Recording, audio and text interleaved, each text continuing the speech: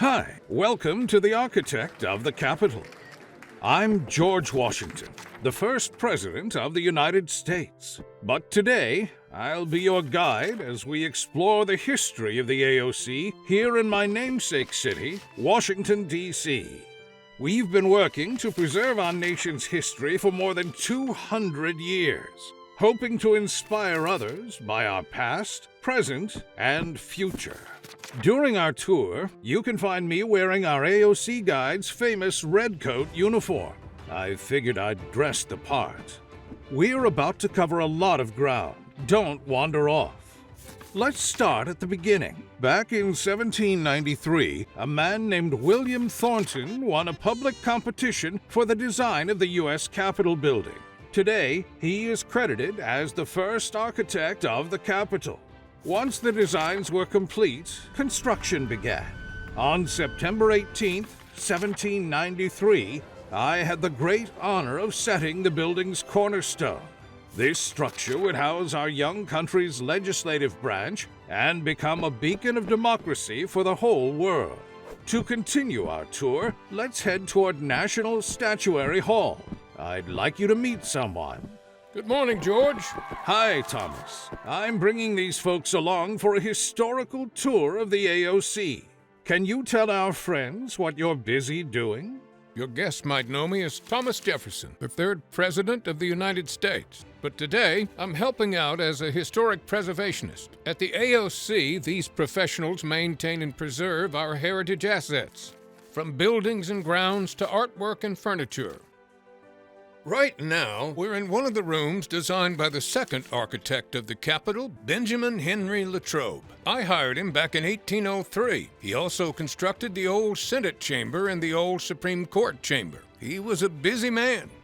Thanks, Thomas. You and the other preservationists have done a fantastic job.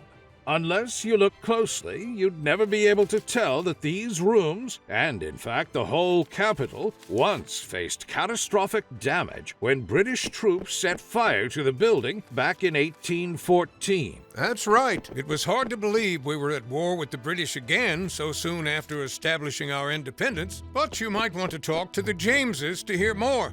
They're out back on the grounds. He means President Madison and President Monroe.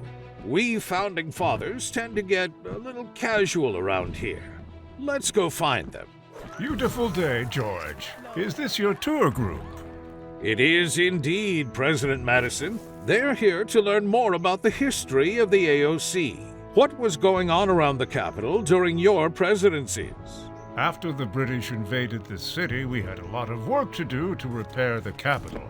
Luckily, the third architect, Charles Bulfinch, was able to accelerate progress when he took over in 1818. By that point, my successor here, President Monroe, had taken office.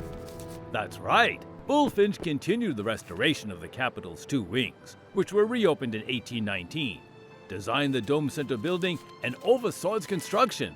Bulfinch also planned the U.S. Capitol grounds. It's a lot of work to keep up the grounds, which is why President Monroe and I offered to lend a hand today. The AOC's grounds team stays busy ensuring the vision of Frederick Law Olmsted, the founder of American landscape architecture and the designer of these grounds, remains intact today. He came along far after we founding fathers left office, but his influence is quite visible around the campus too. After the Civil War, Congress commissioned Olmsted to come up with a plan for the enlarged Capitol grounds. He's also responsible for the Olmsted Terrace and the Summer House. Now, the AOC takes care of 570 acres, ensuring the health and safety of each plant species. Well, we've got to get back to work. Enjoy the rest of your time here. Wow! Thanks, President Monroe. We're going to our last stop, the Capitol Visitor Center. Go ahead and look around.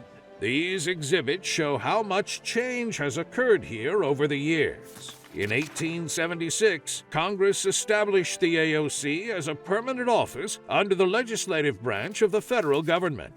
In total, there have been 12 architects who've led the agency from its earliest days to the present. It's a large effort, but this team is proud to serve their country, as was I, and will continue to ensure it is preserved for future generations. I hope you enjoyed your tour around the Capitol campus and have learned something about its history. I've got to go pick up the next tour group, but come back and visit us again soon.